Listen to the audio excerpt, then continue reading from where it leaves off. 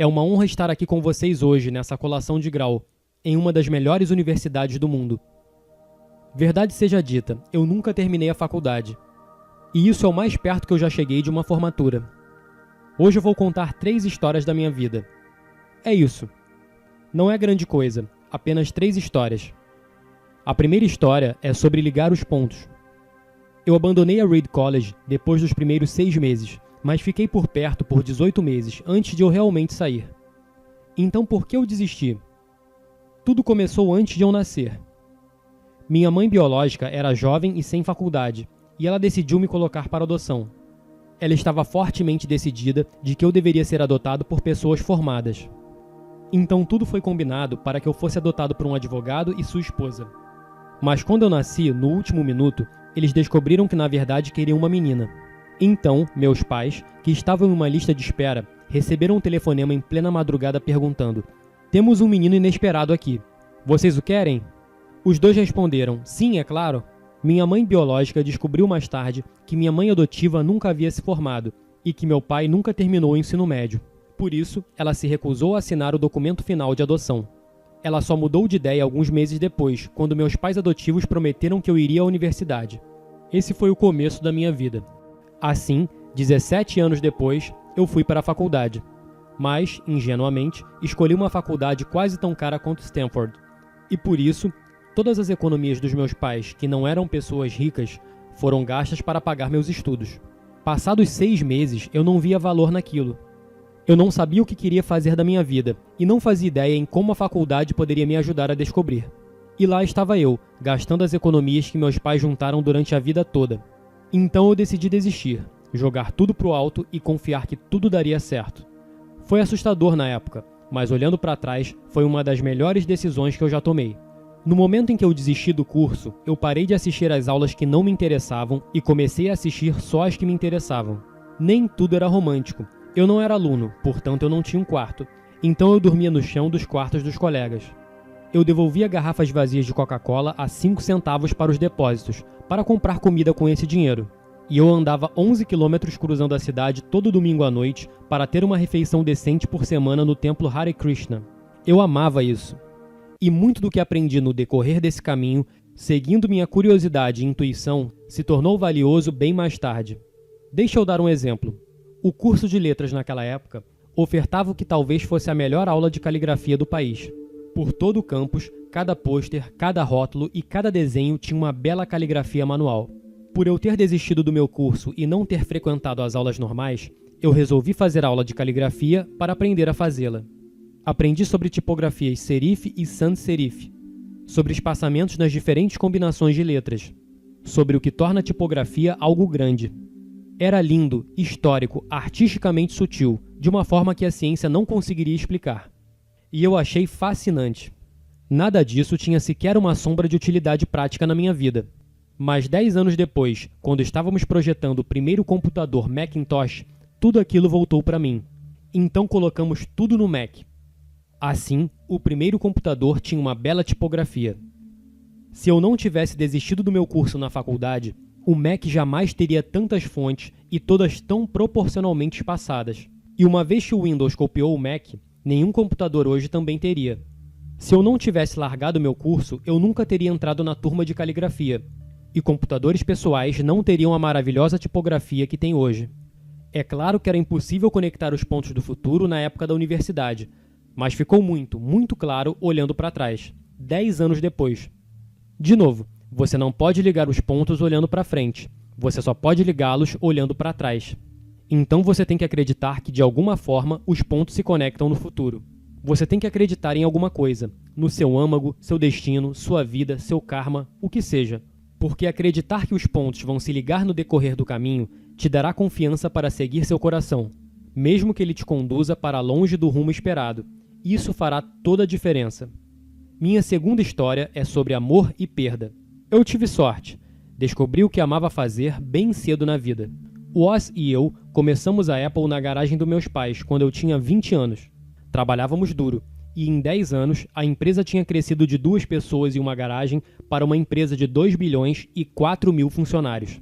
Tínhamos lançado nossa melhor criação, o Macintosh, um ano antes. e eu tinha acabado de completar 30 anos. Então, eu fui despedido. Como alguém pode ser despedido da empresa que criou?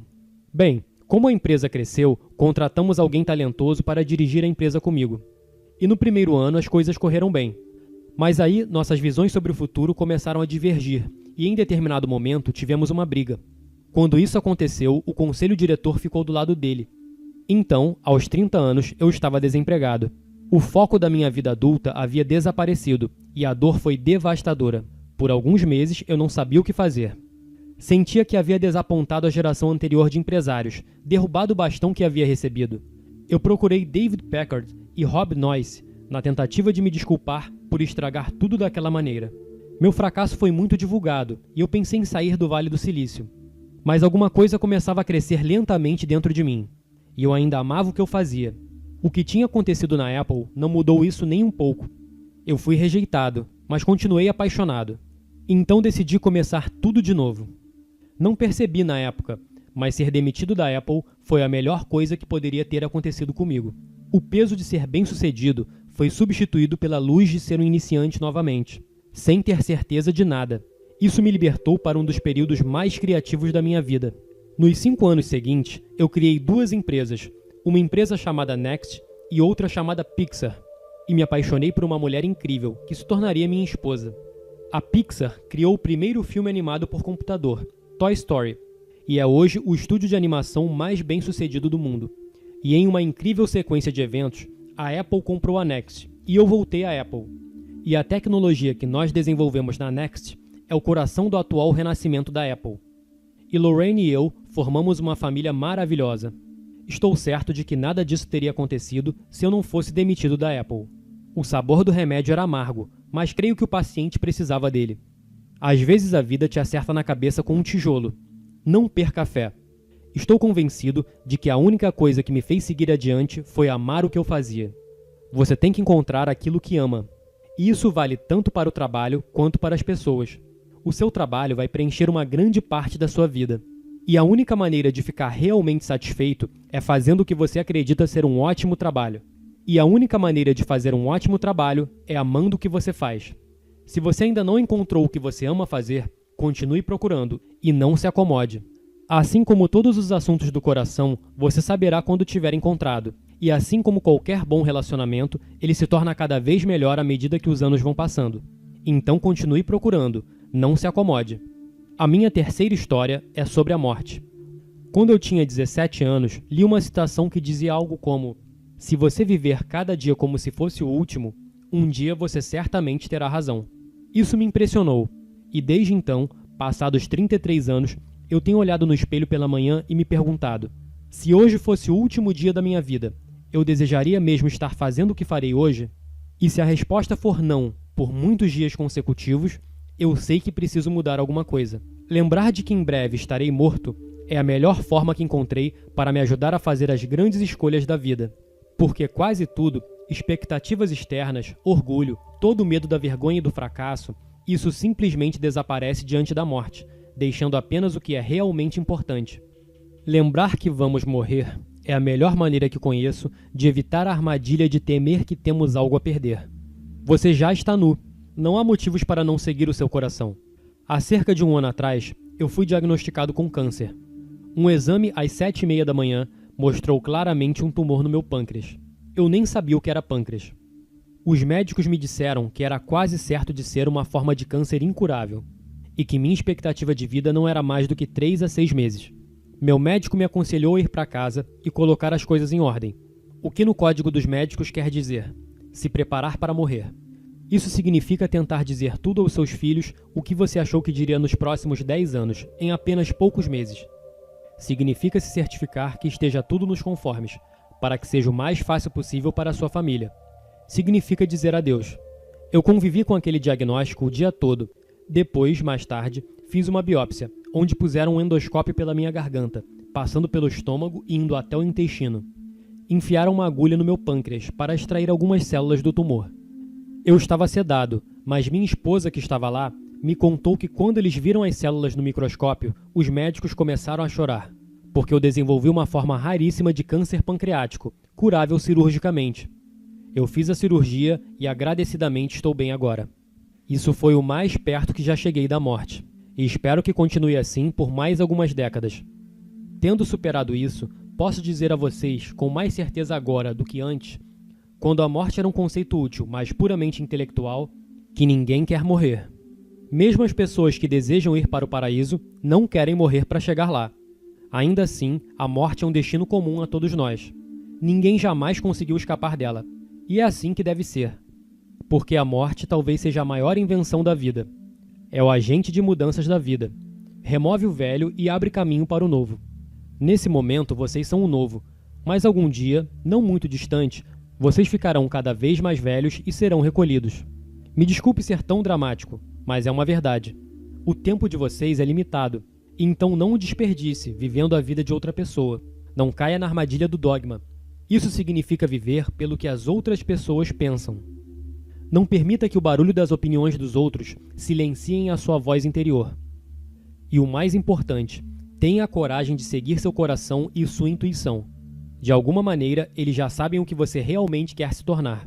Todo o resto é secundário. Quando eu era jovem, havia uma publicação incrível chamada Catálogo do Mundo Inteiro, que foi uma das bíblias da minha geração. Foi criada por um sujeito chamado Stewart Brand, não muito longe daqui, em Menlo Park, e ele deu vida ao livro com um toque de poesia. Isso foi no final dos anos 60, antes dos computadores pessoais ou editoração eletrônica. E por isso, a produção era toda feita com máquinas de escrever, tesouras e câmeras Polaroid. Era como um Google em forma de papel, 35 anos antes do Google ser criado. Era algo idealista, com boas ferramentas e grandes ideias. Stewart e sua equipe publicaram várias edições do Catálogo do Mundo Inteiro. Então, ao cumprir seu objetivo final, lançaram uma edição final. Estávamos na metade dos anos 70 e eu tinha a idade de vocês. Na contracapa da edição final, havia uma foto de uma estrada rural ao nascer do sol. O tipo de estrada que te faz querer pegar uma carona, se você for aventureiro o suficiente. Abaixo da foto estava escrito: continue faminto, continue ignorante. Ou seja, mantenha-se ávido por coisas novas, mantenha-se certo de sua ignorância, para aprender sempre. Era a mensagem de despedida deles, e é o que eu sempre desejei para mim mesmo. E agora, para vocês que estão se formando e em seu novo começo, eu desejo isso para vocês. Continuem famintos, continuem ignorantes. Muito obrigado a todos. Stay hungry, stay foolish. Thank you all very much. Se você está gostando dos vídeos dublados aqui do canal Thiago Borges, curta, compartilhe e inscreva-se. Ajude-me a continuar dublando vídeos do nosso mestre Bob Proctor e de outros coaches internacionais. Fique com Deus. Um abraço do amigo Thiago Borges.